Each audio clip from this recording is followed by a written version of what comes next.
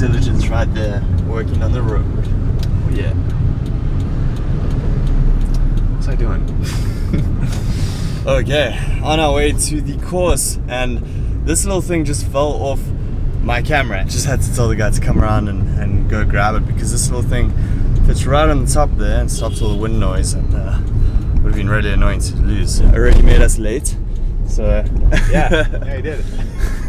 Kyle's gonna do a presentation for all this month's course students. Tell them a little bit about how to prepare and do a good demo lesson. And demo lesson is essentially what they want you to do here in Vietnam is you don't just do an interview, you do a demonstration of your teaching ability. And that's why it's so important to actually be able to teach well to get a job. Because you're expected to show your skills. And a demo, yeah. So the demo is more important than the interview, I think. So I'm gonna focus on that. I'll give some examples, and then they will do a demo as a group, and we'll give feedback on everybody's part.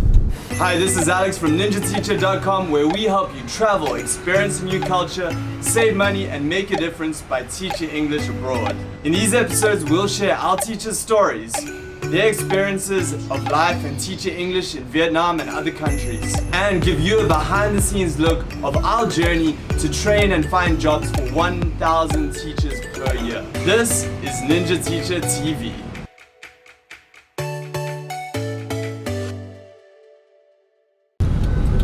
Check out this traffic.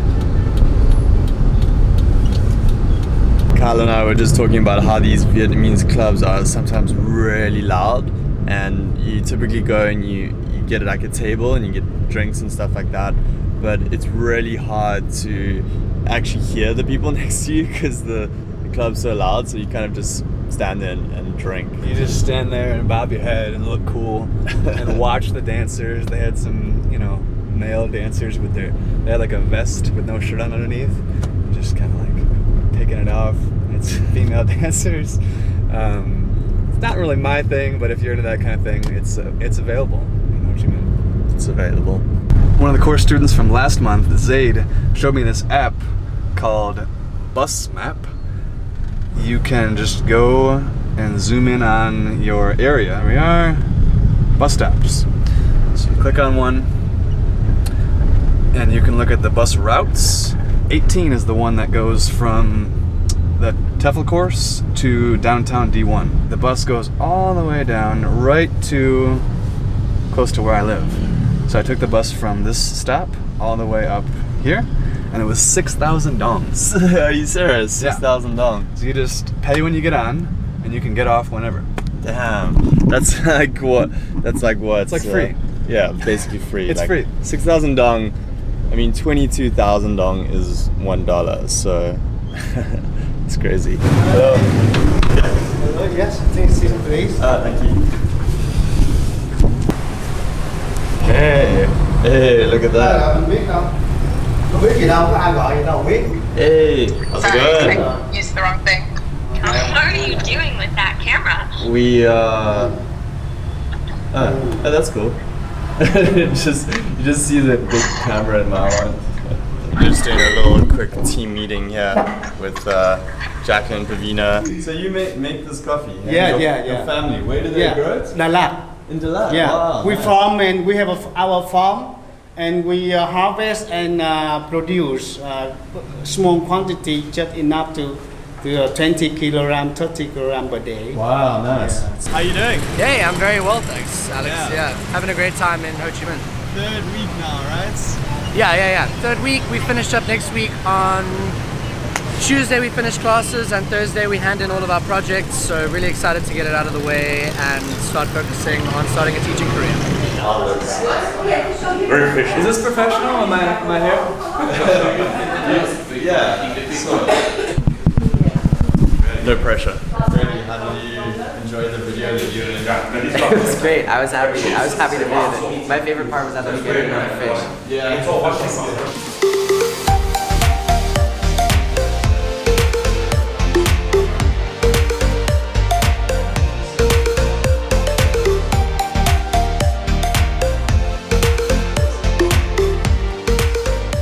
How's everyone doing?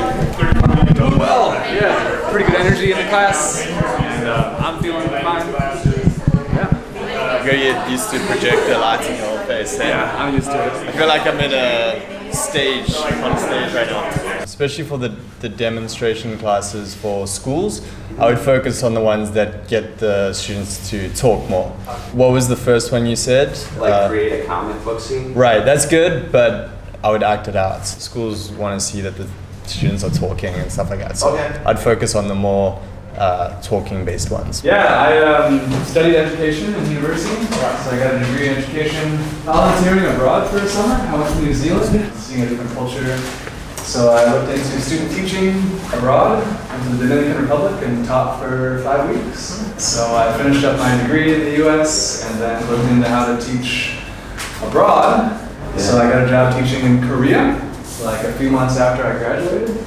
And then I spent a year in Korea and followed his videos like the whole time I was there. So like while I was there, I followed his videos that he went to Vietnam, and Vietnam's so much better for teaching because you can teach less hours. The cost of living here is low, so you can save a lot more.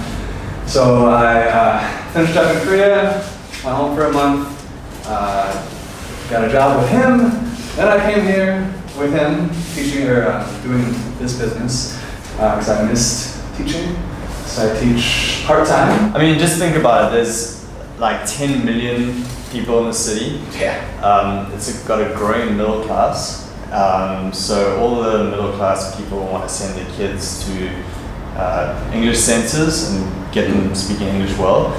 But out of those people, you know, there's so many English centers, but there's also people who would just like want their kids to learn directly from someone. Yeah. So yeah, I mean, that's the thing about Vietnam. It's like there's so many opportunities. There's no kind of central resources for finding them, finding these jobs, but just get out there. It's got a banh mi, and Kyle's doing the second group of students. That was half the course of this month's students. I'm just gonna head over to a cafe now where I think some students are hanging out, and we're gonna go there for a little bit.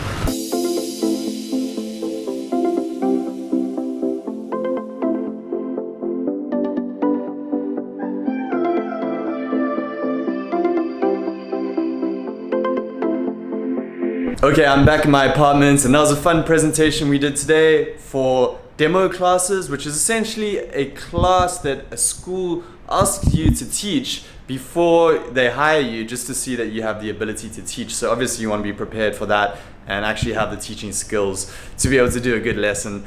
So we covered some tips.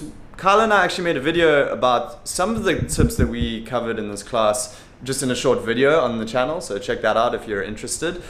So when Kyle was doing his presentation, I was watching him, and he's a good teacher, and I was really thinking about how a good teacher can have such a great impact on people. Like, I was very engaged with what he was saying, and I was really into it. And I think that becoming a good teacher, an English teacher in Asia, if you're teaching English out here, it's such a demanded skill set, but it's also something that if you want to make a career of it, it's definitely something that you can do, and you can become very good at it. A lot of people think that other people come out here just to like have a good time and like, you know, make some money teaching, but you can actually become a really good teacher and you can make a career out of this. And I think it's actually something that's really cool. You know, you're impacting people, you're educating, you're a real teacher. Like you actually are making a difference. I think there's a bit of a stigma about English teachers that like you're not a real teacher. But if you like go through a good training, you get some experience, you can get better qualifications as you gain experience.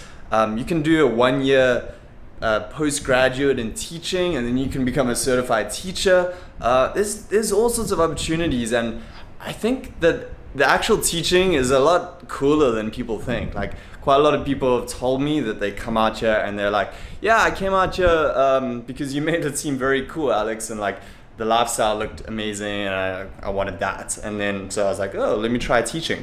And then they say, wow, I actually really like the teaching. English education is huge in Asia.